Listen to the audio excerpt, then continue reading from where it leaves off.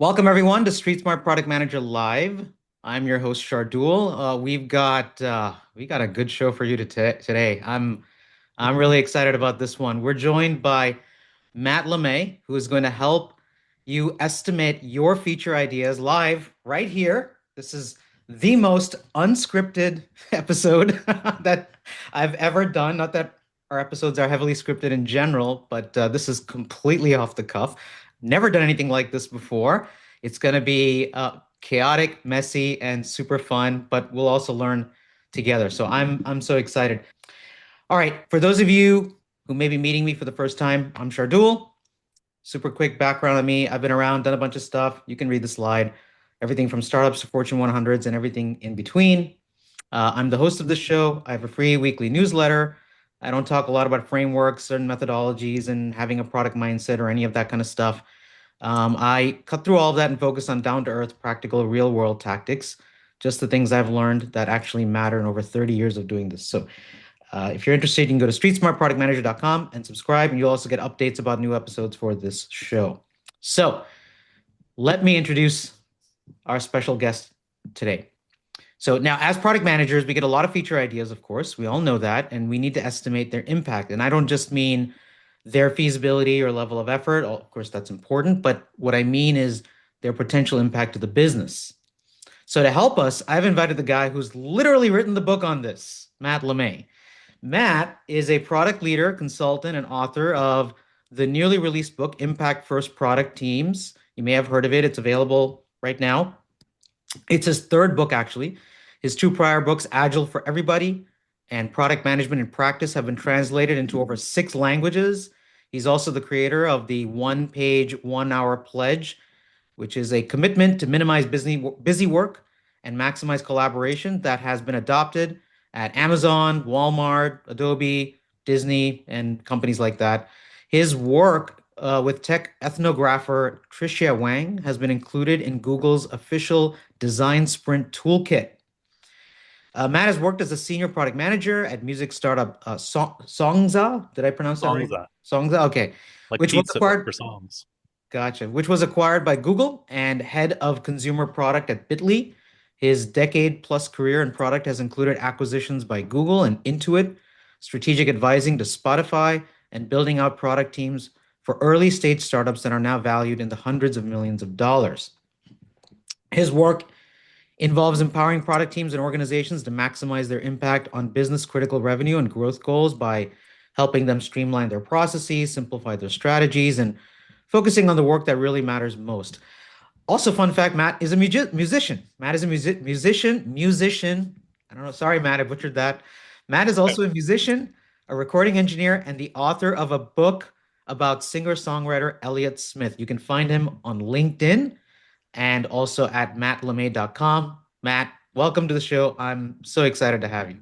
I'm so excited to be here, Shardul. When we first spoke some 5, 6 months ago, you mentioned to me that you also had a background in improv and Yes.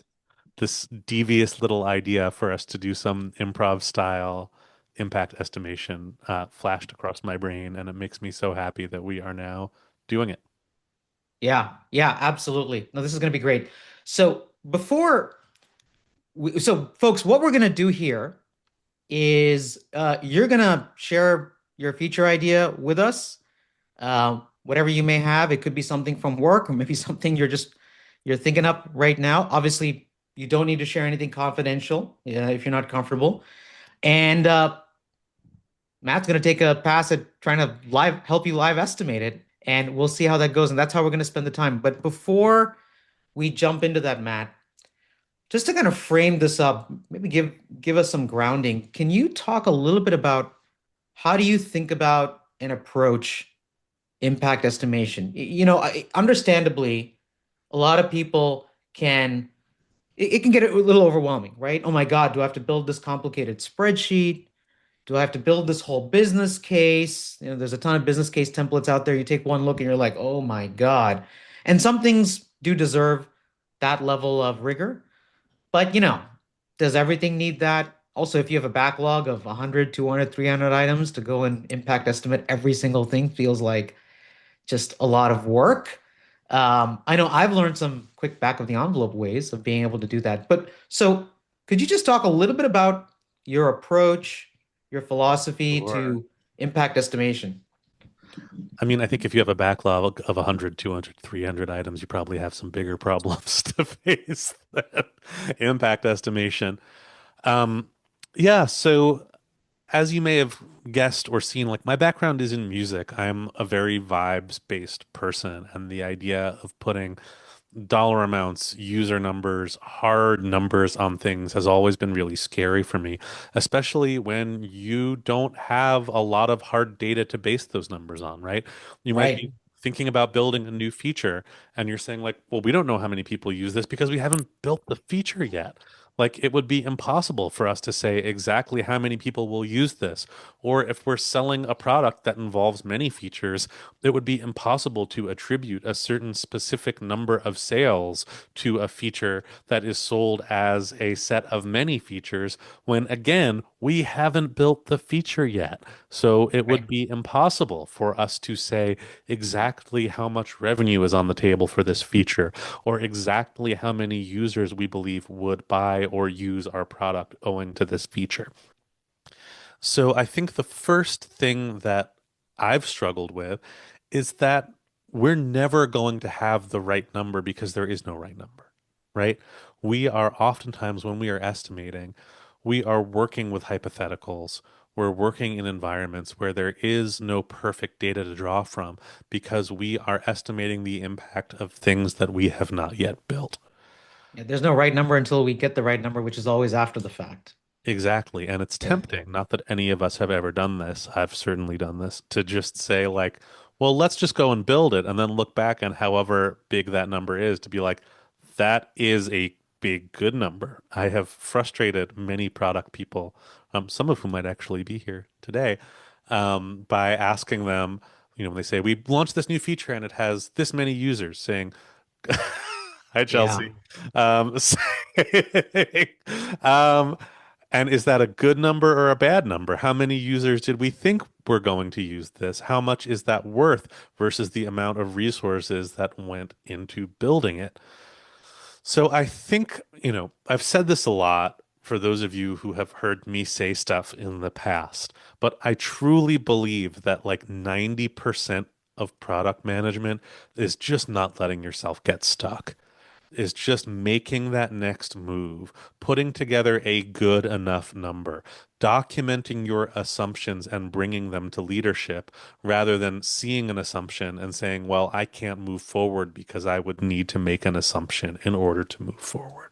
So much of the work we do is being willing to take that next step with incomplete information, being willing to say, okay, I don't know if 10% of our sales will go through that we're currently losing, but what's the number we're currently losing? How many complaints have we had about this? And if we look at those numbers broadly, can we put together kind of a range that seems reasonable? And from that range, figure out whether these things that sound so good and make so much sense are actually worth the investment of time and resources it will take to build them.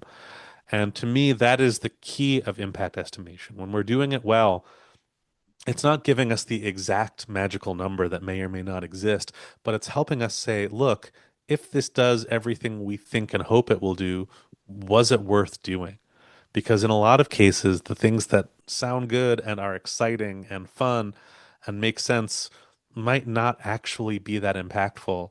And things that might seem kind of boring or quotidian or unexciting might actually be pretty impactful at the end of the day. I think that lays a good groundwork for us. So, should we get to some features? Let's Huh? do it. Okay, so now there was a form that was sent out to everyone. We got one response, so the rest of them will be live. So since this person took the trouble to actually fill out the form and submit it, they get to go first, I would say. Okay. Yeah, right? So this was about tech debt replatforming, and it was Oh, submitted by your namesake, Matt.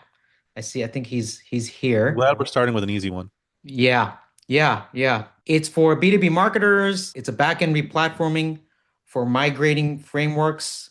This is the problem they're trying to solve. Sorry, let me start over. The problem that's trying to be solved is backend replatforming for migrating frameworks due to technical debt accumulation and performance optimization. Okay. Okay. And right now it's being solved with rubber bands and paper clips. Um, but obviously, as is typical, the value is supposed to be around future scaling of the platform, right? So that's kind of the background. It's a SaaS product with a typical sales rep, sales model, sales motion that goes behind it. I think Matt's also here. Matt McGuire is here. If I don't know if you want to ask any clarifying questions to him, but Oh, I've got so many yeah. clarifying questions if you're up for answering them. Yeah, let's hear them. Shardul, can we put 5 minutes on the clock, please? All I right. want to see if we can estimate the impact of this entire replatforming initiative in 5 minutes. All right. You're on the clock. Okay. So when you say it's held together with rubber bands and paper clips, presumably this is coming at a cost of capacity for the team, right? Yeah. How much of the development team's capacity would you say is going into um, dealing with the rubber bands and paper clips? We try in a lot about 10% of every sprint to mitigate the tech debt, but that's routinely overridden by leadership saying we don't have time for that. Okay, so let's just stick this at a 10% estimate for now. Say that 10% of our capacity is going into tech debt. Mhm. Um, does our team have any like big yearly goals? Like, do we have big yearly revenue goals? Do we have big yearly goals that we can make a case that ties into? We try to, but we're a bit of a startup. So, Okay. we really tend to set quarterly goals and they're more ambiguous and are subject to change based on, customer requests or sales motions, what have you. What would success look like? So if we're looking at the next couple quarters, right? Do we have a general sense of our growth rate or what growth or revenue targets we'd want to hit in the next month, in the next 6 months, in the next year to be impactful to achieve our next milestone as a business? Yeah, so let's say we're preparing for our next round of funding and we'd really like to show some growth metrics to investors Yep. and try and achieve a 10% growth quarter over quarter in terms of revenue. 10% revenue growth quarter over quarter. Yep. So if we're losing 10% of our capacity to do that, detect that. Here's where I'm going with this. If we're losing 10% of our capacity towards a 10% quarter over quarter growth revenue rate, and if we're only measuring this quarter to quarter, what's the short-term trade-off we're making versus long?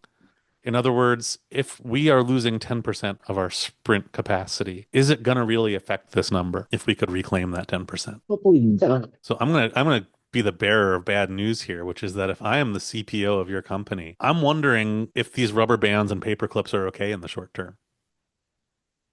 If we have a 10% quarter over quarter growth in revenue target in order to raise the next round from our funders, and we're losing 10% of our capacity to keep that going, I'm kind of looking at that and I'm going like, look, if we're not measuring success in years or in quarters, but or in decades, but we're just like we need to get to this next quarter and fight to stay alive, I might be looking at you and saying like, look, if your team has capacity to work on things that are going to contribute directly to this quarterly growth goal or to do replatforming, I don't want you thinking about replatforming too much this quarter. I want to think about that once we've hit that target and we've raised that next round.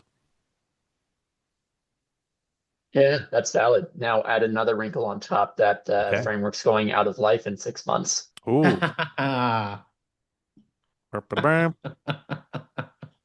Tell me more of this.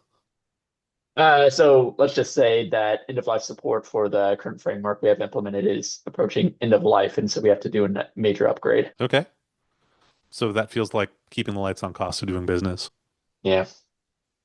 How much time and effort do we think that's going to take? We initially scoped 3 months for a clean implementation, but working with the engineering team, we're able to find a phase approach. We can do about a third every month, but by doing so, it accumulates tech debt, which will also extend the full development timeline to 5 months. Is that at 100% capacity or are we still working at like, Let's say it's going to go up to 80% capacity of management of the replatform with a remaining 20% due to new value delivery. Will that breakdown of 80% replatforming to 20% new value delivery affect our ability to deliver against that 10% quarter over quarter growth target? If we keep our sales positioning the same, it shouldn't. But if we're looking to move ahead in the market in terms of delivery and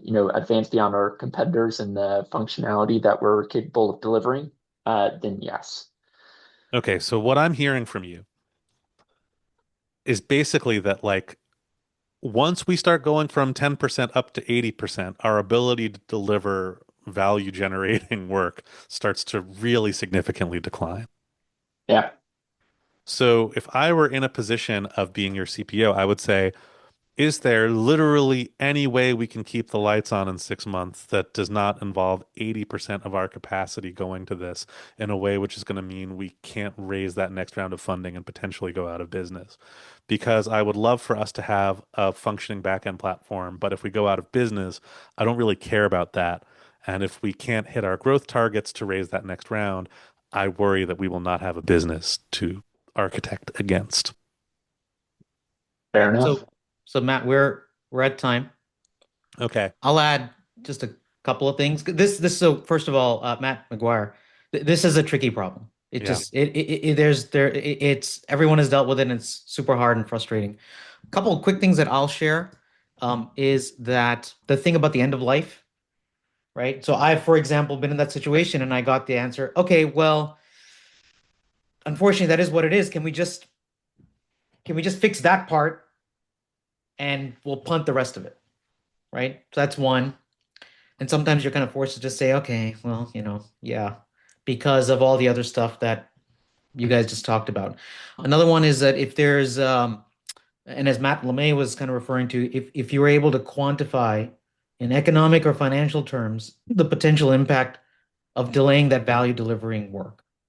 So, as an example, we had a situation where it was impacting our ability, this was enterprise SaaS, our ability to implement new clients, which means our ability to recognize that revenue. So we've done the sale, but to recognize the revenue, we've got to implement the solution, right? And the tech debt was just pushing that out. So the CFO was super unhappy. And as a result, we have put together with some assumptions a model that says this will impact our ability to raise the next round, right? Because the revenue won't be real. For those of you who are interested, I actually wrote an article on tech debt. I'll put it in the chat. You guys can take a look at it. All right. So let's move on to the next one. I'm going to open Yeah. the floor. Oh, yeah, Matt, you got I something want to else to say say? one more quick Yeah. thing, Yeah. which is that there's a reason for the directionality of the conversation we were having, which is that I find that oftentimes part of the challenge is that the company is kind of thinking of goals in one direction, and we as members of product teams are thinking in the opposite direction, right? So the company is thinking like, especially if it's a startup, if it's a scale up, there's this next existential milestone, right? Which is we need to raise that next round. We need to hit this growth target. Like we need to do this in order to continue existing as a viable business. Um, I've been through this as a product manager, and for me, I'm like, yeah, but my team is really annoyed.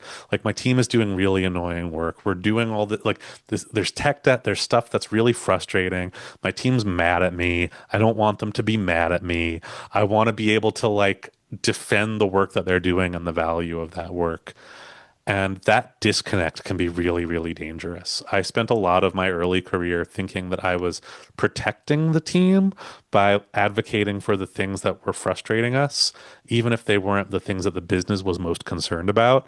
And what I learned was that I was effectively protecting people from the company that was employing them, which is not a great position to be in longer term. So the reason I was asking about those kind of company level goals, what's our next existential milestone, is that if we can align our team's way of thinking, our team's way of measuring success with what the business cares most about, then we're setting ourselves up to be more aligned with our own success as individuals and the success of the business overall, which is a really challenging thing to do. But I think going back and saying, like, look, we have a growth goal we need to hit. how can we as a team make sure that first and foremost we are not compromising our ability to deliver against that, and in doing so, balance our time to replatform versus our time to make sure we're doing new value generating work. That feels like a solvable problem. Whereas if I go into my team and I'm like, we have to replatform versus the team doesn't let us replatform at all, or rather the company doesn't want us to do any tech debt work, that feels like an intractable problem. So to me, if we can go in with that space of like, look, here's what the business needs to achieve to be successful, how can we best approach that in a way that balances this end of life cycle for our framework and the need to have capacity for new value generation? How can we solve that problem together? That feels somewhat more solvable and approachable. All right, so Matt, LeMay, the Yes. chat's lighting up. People are putting All right, in chat. their suggestions. So let's go to the next one.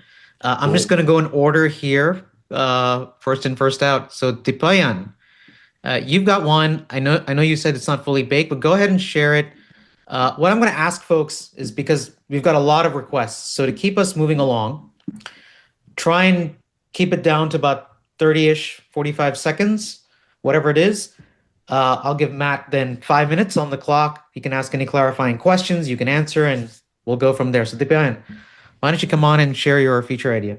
Yeah, so the background for this is, let's say I'm talking about a payments platform, a cross-border payments platform that does B2B payment transactions. The problem that we have observed is that, and there is a lot of transaction orchestration involved, where Hmm. you get a transaction request from a customer, then you route it through different providers or partners to process the transaction.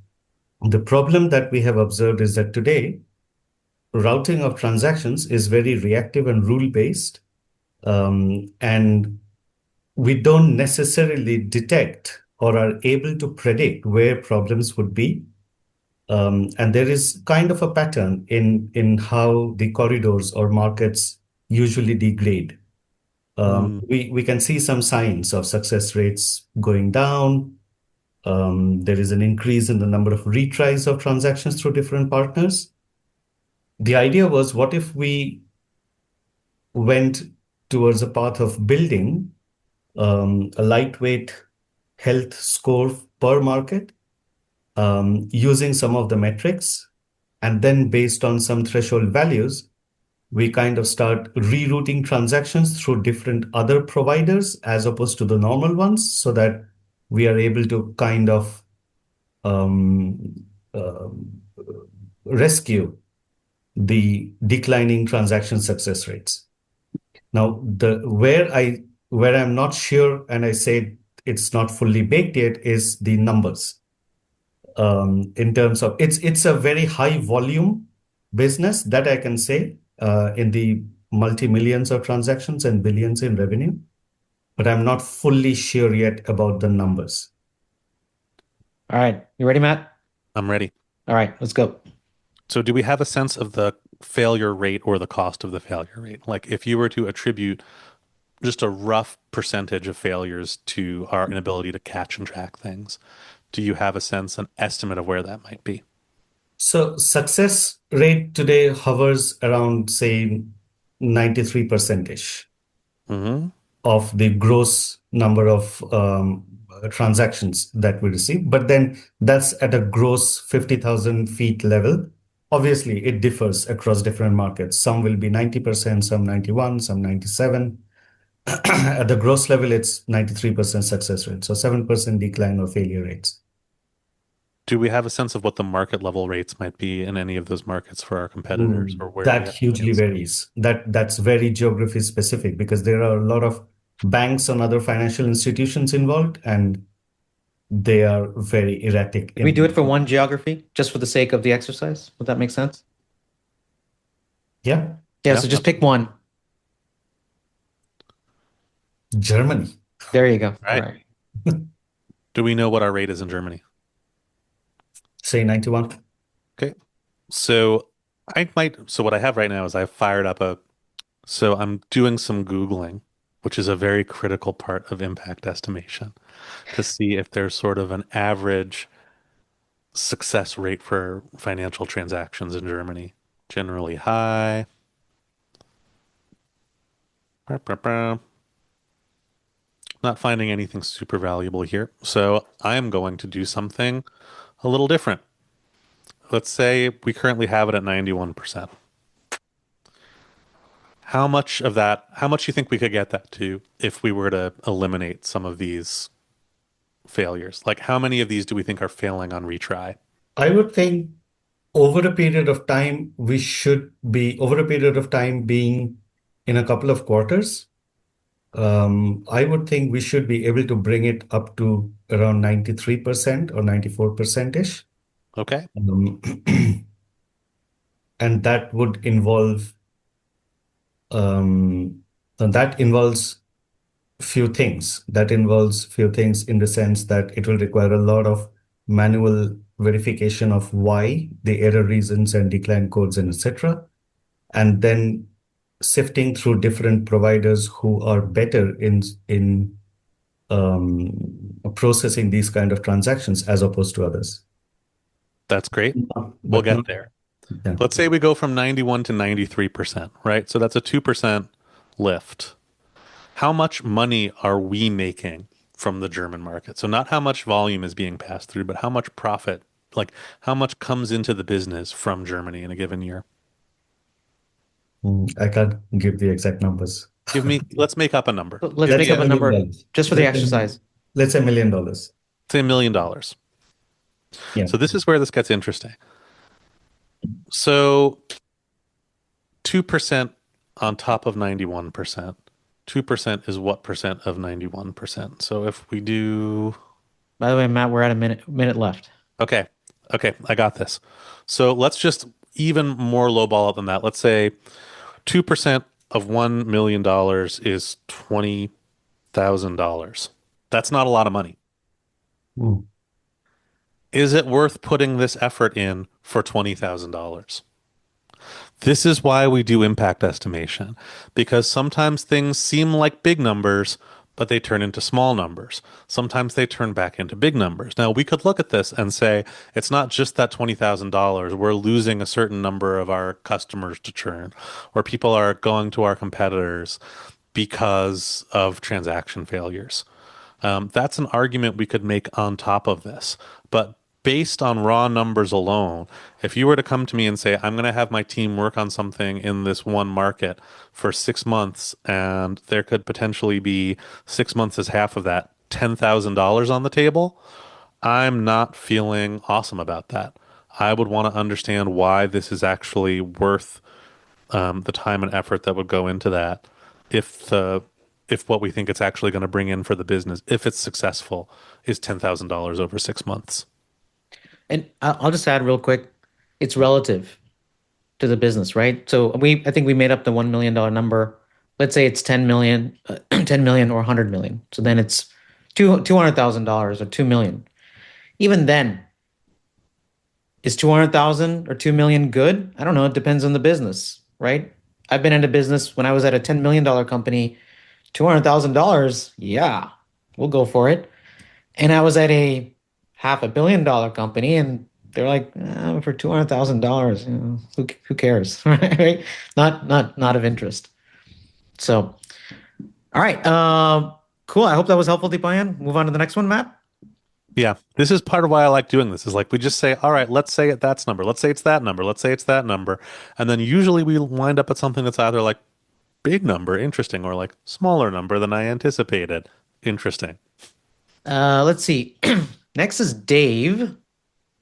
So he put it in the chat. So I'm going to go ahead and read it, and then Matt, you can jump in with any clarifying questions for Dave. Let's do Perfect. that. So Dave, and I'm going to read this out loud so anybody who's watching the replay knows what the question is. The rest of you can read it in the chat. I am involved with customers selling mechanical products in the commercial buildings industry. Okay, HVAC and plumbing Yeah. products. All right, there you go. Was wondering Software is about the most boring thing you can build right now, but that's another conversation. was wondering about techniques for estimating value of adjacent opportunities. Many clients have success in a particular product or application or building type and they come to me to estimate their opportunities for where that product can be next successful and if they can, quote, create a new market for their product adjacent to where they succeed today. Are you ready? I'm ready. Let's go. So, Dave, to make sure I'm understanding this, you work with folks who are selling HVAC and plumbing products, and they want to understand. They come to you and they're like, "Oh, there's this adjacent opportunity. There's a market for this. Um, how do I estimate it?" Correct. A lot of times they will say, is there an adjacent opportunity for this? For example, I sell my product in schools all the time. Could I sell it in office buildings? Okay. Or more to the point of products. All right.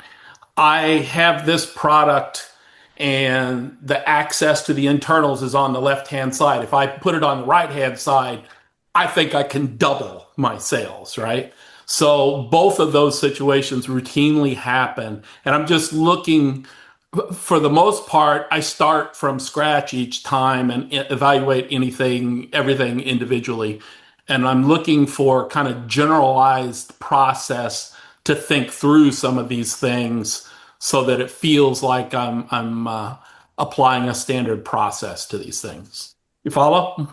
I follow you loud and clear, and I wish I had a better answer for you, but I think that each time it does wind up being pretty customized. Like you're looking Yeah. at context, and context is really different from opportunity to opportunity. Like expanding into a new type of customer versus expanding into a different physical product is really different. Like when you mentioned expanding from, schools into office buildings, I'd be like, well, the first thing I'd say is go talk to some folks in some office buildings. Like go talk to some customers, get a sense Yeah. of what's going on out there. I don't know enough about left hand versus right hand Yeah, that's components fine. to have any insight at all there. But there, I would start just doing searches, like doing searches for products and being like, hey, are people, if I'm looking at a plumbing supplies website, do they have this as a standard option? And if so, do I think this would exist? I think when we're talking about adjacent opportunities, that's when I tend to look much more at qualitative than quantitative data, right? When we're looking to figure out like, is there an opportunity here? Is this something people would buy? That's when I would say, let's start talking to some of those customers. Let's start, Mm. talking to some folks in these different segments, seeing if the opportunity is there, depending on the size and scale of the opportunity. I know with some of these systems, it's like you sell 5 of them a year and that's your whole business. Some of them you sell 5 million of them a year. It's a very different approach, right? When you're doing sort of like high touch, if I can get in at one building and have a contract there, that's my business taken care of for a year versus I need to sell 10,000 widgets in order to be profitable on this. I don't think there's an easy one-off formula for that. I think a lot of that really consists of like, starting with those customers, starting with those conversations, having that sense of like, okay, we've talked to people, in a lot of businesses, it's relationships first. Can I go into those trusted relationships and say, okay, if we were to build an adjacency through our trusted customers, what does that mean for us? How many would we need to sell in order for this to be profitable? How many would we need to sell in order to validate this opportunity? Do we have the networks and the people we can start talking to see that this is a validated opportunity? Um, my broad thought is like there's so many variables and we're selling so many different kinds of things that I would actually be really nervous going with something standardized rather than using the knowledge and Yeah. experience you have to try to make sure that you are doing the best for that particular opportunity in that particular moment. Yep. Yeah. Thank you. I suspected that's the issue. And I mean, this is what's kept us in business for more than 20 years. So, I mean, but yeah, it's voice of customer, it's getting to the right people, and it's over time building that common level of understanding of how your markets work. But it becomes challenging when you get the gray hairs starting in, and then you have to start thinking about what's the net, how are you going to how are you going to educate the next generation? So thank you for your input. Some of that was validation of my estimation of what it's going to take. So I appreciate Gray it. hairs are wisdom, my friend, and that is, experience counts for a lot. And I think that when you're talking about walking things through with the next generation, it's not just handing over a template, right? It's sitting down with folks and making sure that they understand how you work with people and how those relationships are built and how to maintain those relationships. Thank Yeah, you.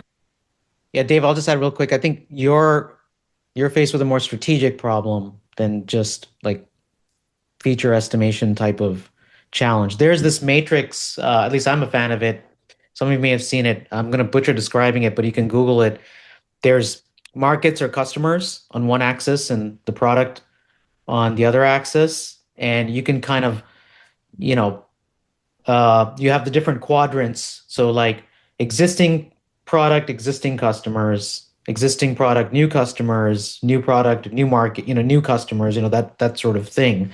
And then decide on each one, then you can decide how you want to approach it strategically. So great question, Dave. Matt, ready to move on to the next one? Let's do it. All right. Robert, who's been super patient, he wins the prize. He wins the product manager prize for writing product manager requirements. So that's how he's laid it out here. So I'm gonna read it. He's put it in the chat, and then Matt, you can ask him to jump in to provide more color if he needed. So he literally wrote problem overview and then solution idea. Problem overview. I work for a fleet management company. I am the PM for the mobile app geared towards fleet drivers who are aiming to keep moving on the road. The app gives them a self-serve option to complete fleet tasks such as licensing, mileage input for tax purposes, and finding service vendors for maintenance. The problem that we face today is many fleet drivers aren't sure what things need to get done and when. The app does not surface these tasks, and drivers report missing or ignoring notifications and emails. Solution idea.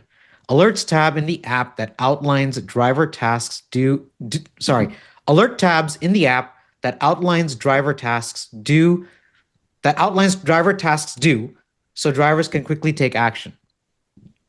All right, you ready to go, Matt? I am. All right. Hi, Robert. Good to see you. Hey man, good to see you. How's it going? Good. How are you? Good, good, good. Wouldn't miss this. Thanks so much for joining. Yeah, so Sure. this is a really interesting one. To what extent do you think the issue is that like people aren't finding it in the app versus they aren't using the app? Do you have data on that?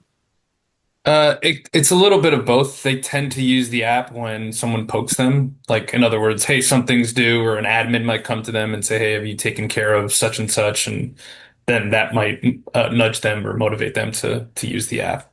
I'm going to ask this as a very broad question.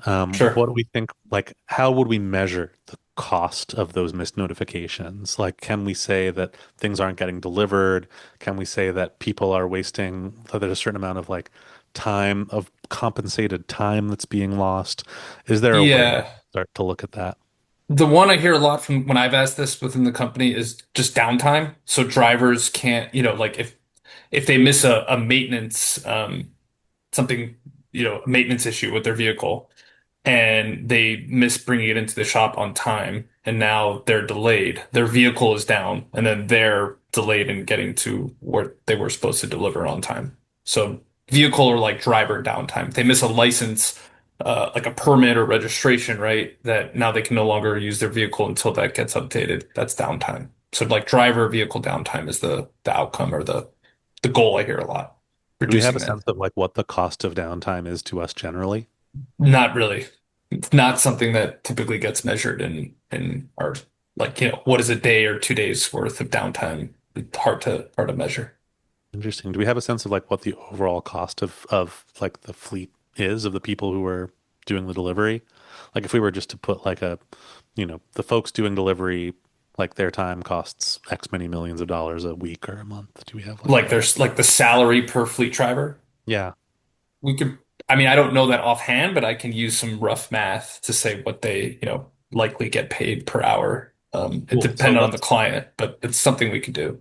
yeah. So if we were to kind of put a rough estimate on hourly fleet cost, it would be probably worth talking to some folks on like the who are managing this to be like, how many hours of downtime? That would be what I want to look at is like how many hours of downtime do we think this is causing? And can we estimate it? Could we even just say like, look, really, really rough guesstimate. Let's say that we have, 1,000 drivers, and across those 1,000 drivers, like 100 of them are missing alerts, and each of them are costing us like 2 hours a week. Can we start to do some like back of napkin math of like how many drivers missing alerts, how many hours are lost per week? And from there, just like put a rough dollar amount on this. Mm. Got it. So basically, so if their salary was like $100 an hour and they missed 10 hours that week because they didn't get to done with something they were supposed to, it's 100 times 10 or something like that is kind of Exactly. Yeah, where we're yeah, it's going. not a Okay. financial implication, but it does put an economic value on it. Right. Right. And if we have But 1,000 drivers, this is one of those things where like sometimes this big number becomes the small number becomes the big number because we could be like, okay, even if it's just 1 hour a week at $100, you add that up times, 100 drivers, that's 10,000. You multiply that by, 52 weeks a year. That's a lot of money. That's like a right. lot of money that's potentially being lost here. Right. So would our business outcome then be cost savings for our clients? hmm So in other words, we're not helping our business, we're helping our clients save, like reduce costs, essentially. Well, this becomes interesting, right? Because there could also be a sort of perverse incentive here where like we can charge, like, are we reaping the benefits Yeah. of these lost hours? Like, are we able to bill more? Um, which is a really important conversation to have because that might also be the case. Right. You Right. could build an argument that, yeah, so there's an outcome for the customer and they're either aware of it, or at least the economic impact of it, or they're not. You can make the case, you get their buy-in. Now it can actually impact for your business, sales or retention, because now customers are clamoring for, wait a minute, yeah, this is a real benefit. I want this. I will renew our contract. I mean, it may not be the only thing, but it may be a part of it. I will renew our contract.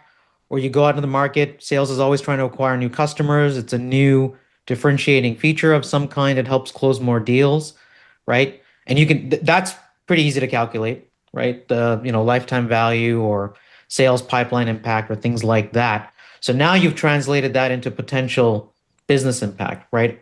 Aside from just like, this will be a cool feature that will help improve the experience for our customers. Yeah. Yeah. I think the last thing I'll say is this is super helpful. The last kind of question I've had is like tying that downtime. So let's say we came up with a number for that, tying that to like contract retention is another kind of leap, if that makes sense, right? Like so if we decrease 100 clients, 50 hours of those 100 clients, right? We've reduced that downtime, making the next leap to say that'll increase their retention of those clients. There's other factors that go into like a client staying with our company. Yeah. So that connection sometimes tying that is sometimes tricky. By the way, Matt, we're at time. So go ahead, but we're at time on this one. I would go ahead and have that conversation with customer support and account management people, because this is another one of those ones where like we run into sort of an interesting potential multi-directional conflict where like again, if we are billing for that downtime and we are actually benefiting from it, our customers are struggling with it, right? Our customers might be like, oh, we're really annoyed we have to pay this tandem. Our customers might not care that much.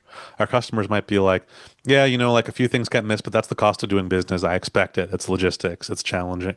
Like we might wind up in a position where we're like, okay, this is actually not the most pressing problem for us to solve.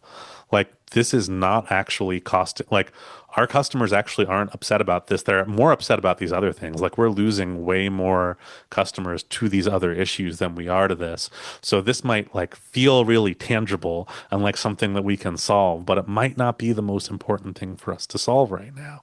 Or we might look at it and say like, yeah, like our customers are wondering why these things are getting missed. If we miss one important deadline, then we're losing customers, we're churning. Then it might be a really important thing for us to do. We might from there, again, it might be the kind of thing once we understand qualitatively what's actually driving churn, it might be the kind of thing where like downtime's not the problem. The problem is that if we miss one delivery, then we lose the customer, in which case we're not looking at a notifications tab. We're maybe looking at like automated phone calls to make sure that when there's something critical, like P0 critical priority thing that would result in somebody missing it, we call them and we don't stop calling them until we get confirmation that that action is being taken. So again, I think once we understand more, if the issue here is not billable hours, but rather churn, if we understand more what's driving the churn model, we can understand whether the remedy is to make notifications broadly more accessible or to identify the mission critical notifications and have a different workflow entirely for making sure that if a notification is one that that would actually result in something being missed, that we are not letting that notification go unresponded. Yep. Awesome. Thank you. That was great. So, Matt, we have some questions. So, Charles, you had one. I apologize for missing this. Actually, you had a couple. First, though, you said you have a follow-up question to Robert's Yeah. scenario. So So, maybe you want to go through that real quick, and then we yeah, can get to the that other makes sense. question. So, I think Matt, you kind of alluded to it, right? Like, I'm just wondering, like, when you do these kind of estimations, and to your point, the downtime that the drivers have, it could end up being a lot of money over 52 weeks. How would you go about validating? Like, how do you know that that's going to be the right solution that you're betting on? Because to me, when I look at this, if the drivers aren't getting or are ignoring the notifications and they're not going in the app today, I don't know that the alerts on the apps tab is the right solution versus maybe the phone calls, right? So would you take a Wizard of Oz approach and have, or the man behind the curtain approach, where maybe somebody's manually calling the drivers and trying to validate that that did increase a rate for a certain cohort of drivers? Or like, how do you know that this is the right solution that you're betting on? You understand the economics around it and it needs to improve, but you might be betting on the wrong solution. So how do you factor that into these kind of conversations and impact? If that makes sense. Yeah. No, that's a great question. And I think that is the next step once you have validated that the size of the opportunity is worth solving, right? So, like, we understand the opportunity, we understand the size and the impact of the opportunity before we start validating solutions. But I think from there, the question you asked is exactly what I was wondering too, right? Like, is this something where we go in and we try to improve the app, or is there another lever that's more important here? Can we understand the problem space better? And I think that's where, the skills of discovery and research, all the stuff that we learn as product managers, become so valuable. Because once we understand the scale and the nature of the opportunity, that's when we want to go in and be like, okay, well, how many people are using the app? Like, is the app really the issue? There's a great story in the book in Impact First Product Teams from my friend Randeep, who worked on the NHS COVID app here in the UK. And he said, like, a lot of the stuff they wound up doing had to do with like translating the app into different languages, making it work better across different scenarios where you might have low data access. That once they reframe the problem less as like, what are the features we build, and more like, how do we actually help people reduce their exposure to the virus, then you realize a lot of the things you have to do don't just go through the app. They go around the app. They go into like the way we frame and make the app accessible to folks. And I think in a lot of cases, once you start looking at it from that angle of like, okay, well, like, what's the actual problem here? Is it downtime? Is it that we're missing these important things? If the issue is just to like get critical notifications to people, is the app the right venue for critical notifications? If the issue is to generally decrease downtime by increasing visibility of notifications, is the app the right venue for this? But these are all exactly the questions we'd want to ask and the validation exercises we'd want to run once we understand more what the actual critical problem is to the business. Charles also had another question, which he had put earlier in the chat, which I'll read out here. And then if you need Charles to expand on it, you can. My biggest issue is that the team's story points work, but their estimates are always off compared to the hours they actually put in. Can't use Kanban because leadership wants predictability for shareholders and launches, so we try to time bound the work and the estimates don't line up. When you say the estimates, what estimates are we talking about? Estimates of impact, estimates of like time and Yeah, so for me, it was the estimate of work, right? The story point. So what's going to be involved to make it happen? Because I thought maybe that was part of the conversation. And if it's not, if it's more about the estimate, the impact of outcomes, then maybe that question's not valid. Well, I think that's an important distinction, an important conversation to have, though, right? Because I think in a lot of cases, one of the ideas in the book is like, the impact, it's called impact first product teams because the impact is what really matters, right? Presumably, as product teams, we come at a cost to the business, and the business wants to see some return on that investment they've made. So, the most important thing for us to be looking at is, are we delivering something that really matters to the business? Are we delivering Right. revenue? Are we delivering Yep. growth? Are we looking at those targets in that way? From there, we say, like, well, are we delivering the things we need to deliver to get there? But ideally, we want to be as flexible as possible to deliver whatever is going to get us there, right? The impact is what matters. And in a lot of cases, if we don't have specific targets around impact, we wind up being really beholden to those story point estimations. We wind up measuring success based on how much stuff we do and how fast we do stuff, not whether that stuff actually delivers value for the business. So in a lot of cases, I found that if we don't, if we as a team aren't proactively estimating and keying into impact, then we're going to be reactive to that story points estimation. We're going to be really reactive to, like, are we doing stuff fast enough? Yeah, I mean, no, that makes sense, right? Because to me, it's really about it's outcome based, right? What value are we driving? But no, even if you, it's not to me, it's not about knowing what value we're driving. It's we know, but the leadership wants to recognize that value sooner, and then the estimations to get to that value recognition is off. So that my question was more geared around maybe more of the refinement part of the sprint process, but I feel like that's maybe not where where we're at in this conversation. Yeah. So Charles, I'll just say really quickly, let me talk about it in terms of like leadership, leadership that's less familiar with how product development cycles actually work, right?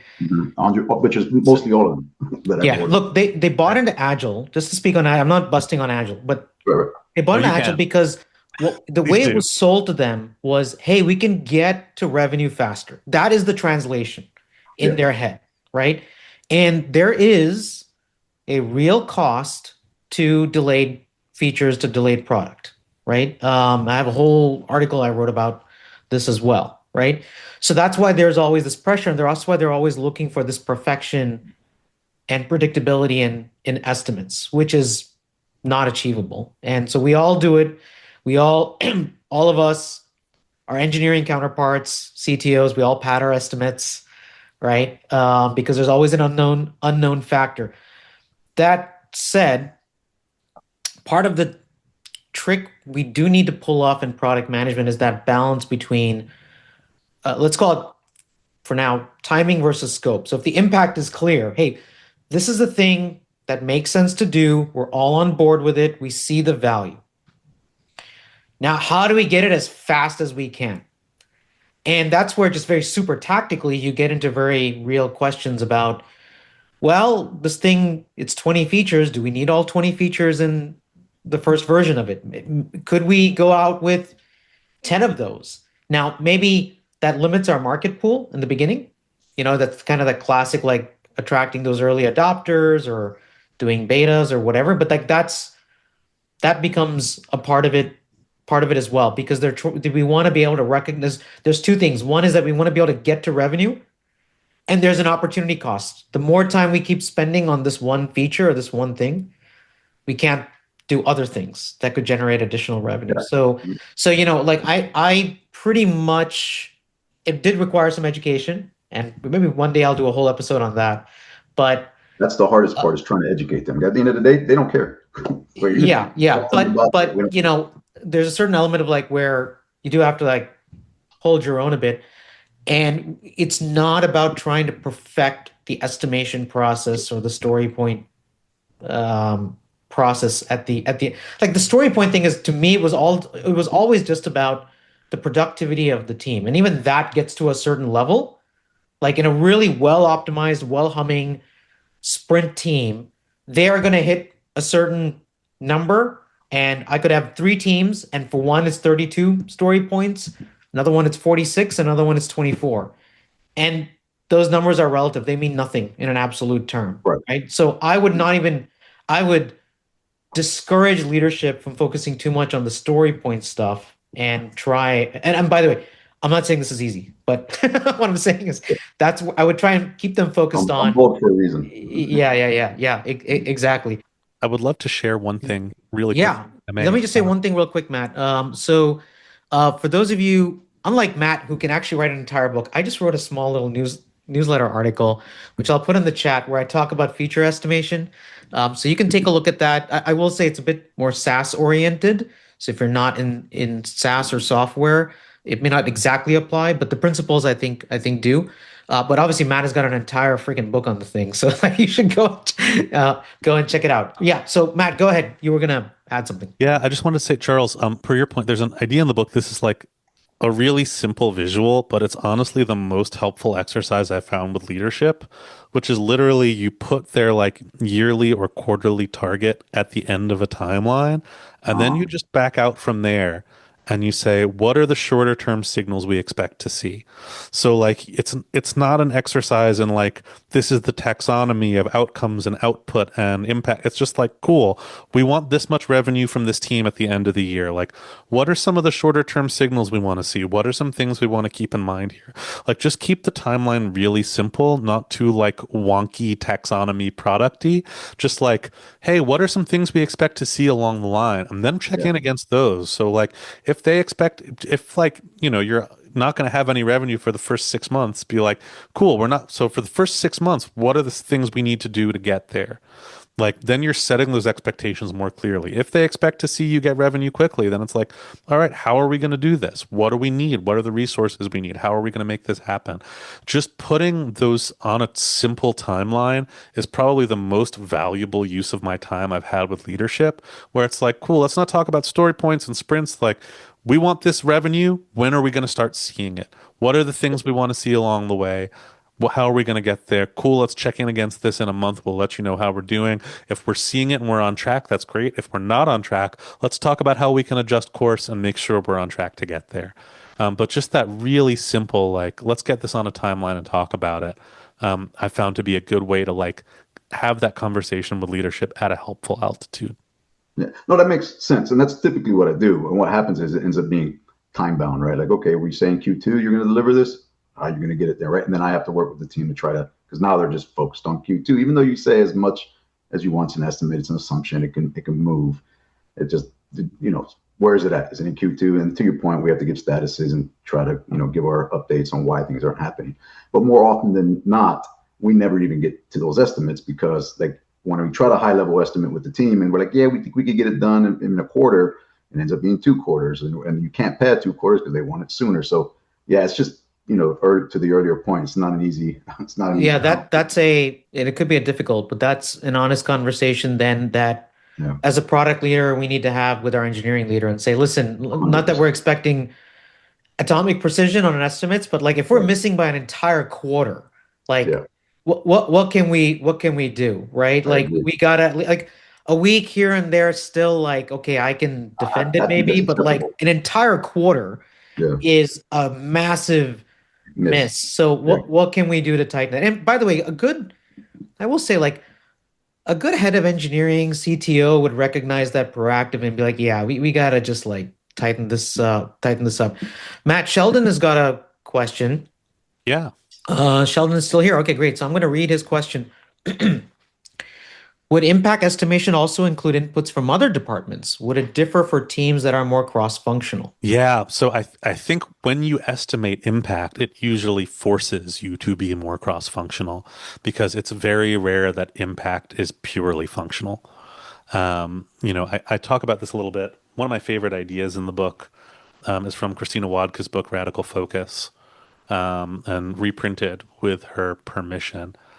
But she talks a lot about the idea that rather than like cascading down our goals several levels, we should try to keep our goals really close to company goals.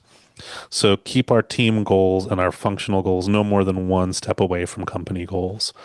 There's a lot more about that in the book, but what I find the biggest reason teams don't want to do this is that I'll be like, okay, the company goal is revenue. How much revenue are you contributing, or how are you contributing to something close to revenue? And they're like, well, we can't answer that because that has a dependency on marketing. Or like, we as engineering can't answer that because that has a dependency on design and product. And I'm like, yeah, of course it does. Like, it still kind of blows my mind when people are like, well, we have to work with marketing. I'm like, yeah, you do have to work with the people who bring your product to market. Why would you not work with them? Or like when product people are like, we're a sales-led company. We have to work with sales. I'm like, okay, well then work with sales. Like figure out how they're selling and what they're doing. Like I think one of the weirdest things that has happened in the last 10, 20 years of product thinking is that we see as our goal to atomize down goals until the point where there are no dependencies, when like we live in a world of dependencies. Like the world is all dependencies all the way down. Like we are not interdependent in when it comes to like doing these things. So yeah, I think that's a great question. And I think ideally when you start thinking about impact estimation, that's when you start saying, okay, we've got to go to account management and figure out how much this is actually costing us. How many of our customers are churning because of this? We've got to go to sales and see how many sales we're losing because we don't have this feature, if any. We've got to go to marketing to understand what story they're telling this year and whether this actually ties into the story that we're telling as a brand and as a business. Those are the conversations we need to have to be impactful. And if we're estimating impact, we probably realize we have to have those conversations. If we're simply estimating timelines and deliverables, we probably aren't having the conversations that we need to have. Yeah, there's absolutely, with somewhat less sophisticated leadership teams, I explain it in simple terms as, look, there's two sides to this. There's the development cost, and then there's the go-to-market cost, right? And we can put dollar numbers against all of that. Typically, what happens is that we come up with this feature idea, this product idea. We think, oh, it's going to have this value. And then it's like, okay, what's it going to take to develop it? Thinking, well, once we release it and put it out in the wild, we're going to generate the returns, right? Yeah. So, well, no, actually.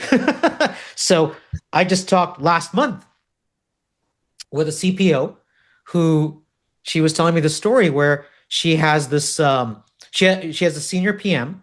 So this is a senior product manager who's been working for her for many years now. Very capable, very good. She was walking her through her proposed roadmap. Okay. And it was a great roadmap. And generally the CPO, she was like, I generally agreed with the priorities and all that. But there was one big missing piece, which was the go-to-market motion. And they work in a market where seasonality is important. So she said, you plan to release this particular thing at this time, but you're going to miss a market window.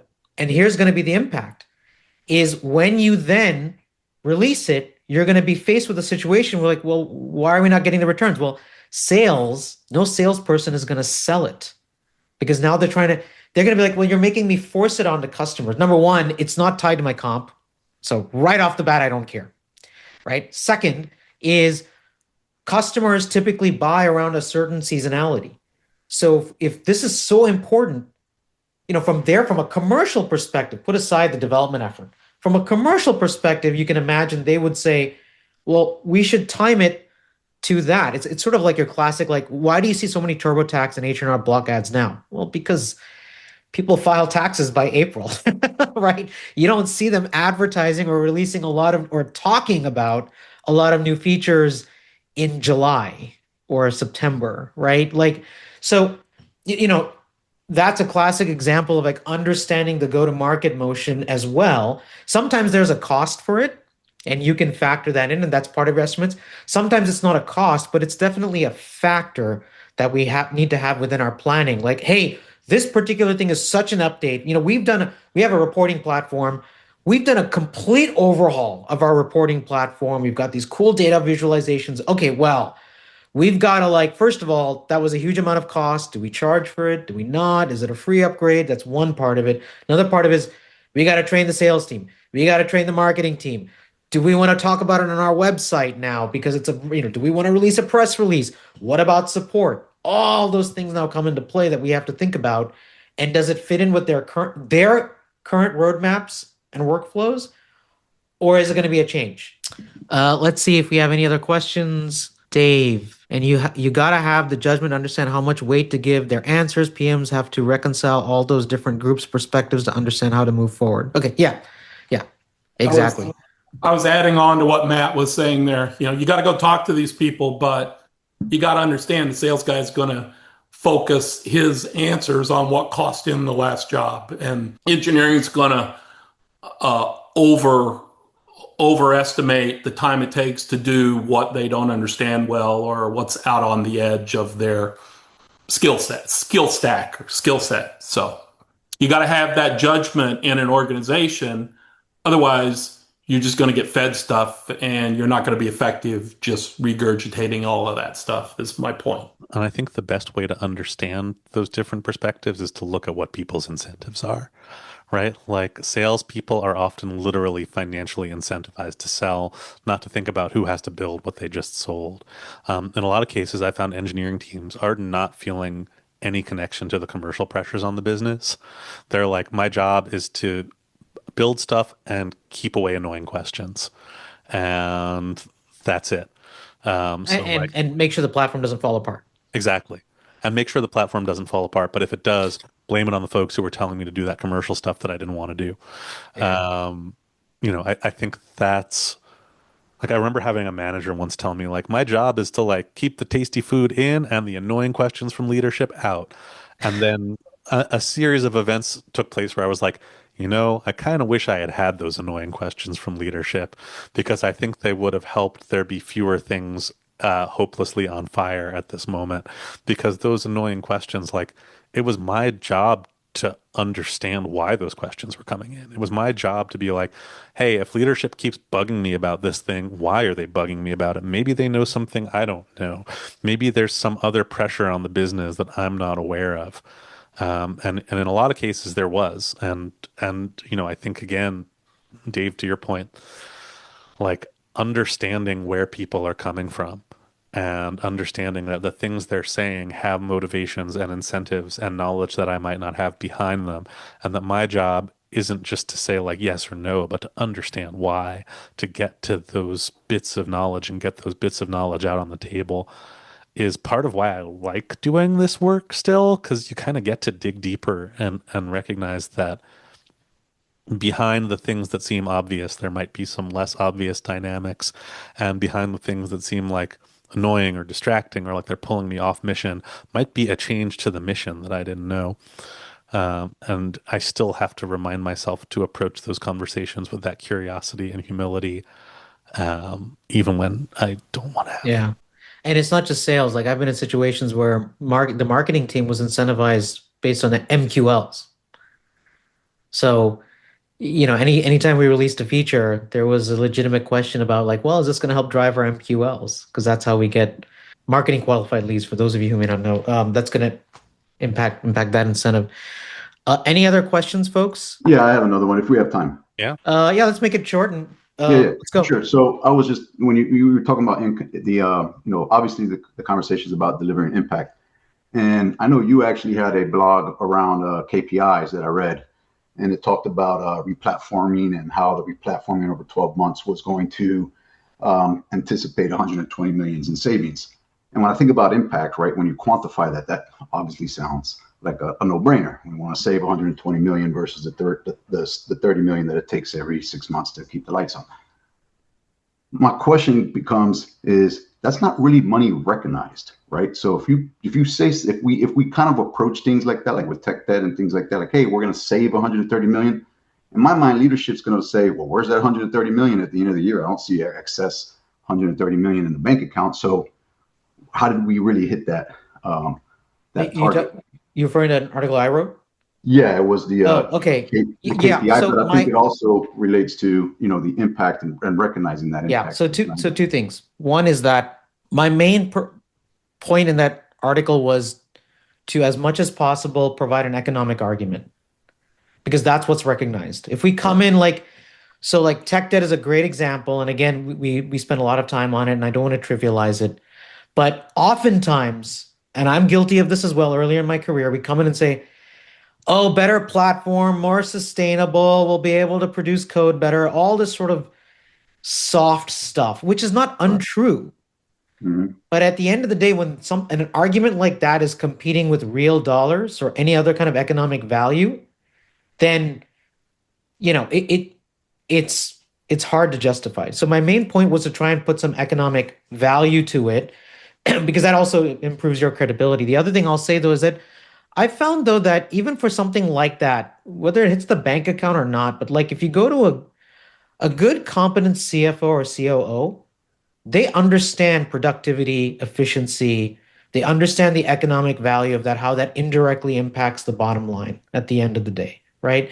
So that kind of an argument can still work with someone like them. So the real challenge becomes where competing against things that will drive actual revenue dollars, right? And like just taking a startup, I've worked in plenty of startups where it's like we got to just acquire customers right now. We got to get the logo clients, and so that you may not be able to win that argument, but at least you do get the brownie points for couching the argument in terms that leadership will actually understand and respect and recognize. Okay, I think that makes sense. Yeah. The one thing I will add to that is that invisible evidence problems are real problems. Like it can be really hard to get folks to recognize cost savings, to recognize the value of the things you didn't build. And sometimes it's a matter of just like making sure that you make that case consistently, that you document it relentlessly, that as you move forward, you are making sure that like every time your team reports out its work, you are just tying it back into that. Like you are telling that story and making that case in a way that makes it hard to avoid. Because as Shardul said, like eventually smart people in charge will want to make that case too. You want to help empower them to make that case, right? You want them to be able to go to the board, go to their investors and be like, yeah, we did this really smart thing that saved us all this money. But I think sometimes you need to make that case a lot. Like there has to be, invisible evidence creates space, and you've got to fill that space and make that as visible as new money coming in, which takes time and effort and persistence. In fact, I'll quickly share a real example, Charles, which actually I wrote in that article I shared with you guys in the chat, calculating feature impact. So cost savings or efficiency, right? Mhm. We knew we needed to do a bit of an overhaul on our UI. It just really desperately. So there were a bunch of UI improvements. Now that's the kind of thing where it's like I literally got the comment, it feels like lipstick on a pig, Yeah. right? Because it's so like, how do you know, is it going to drive revenue?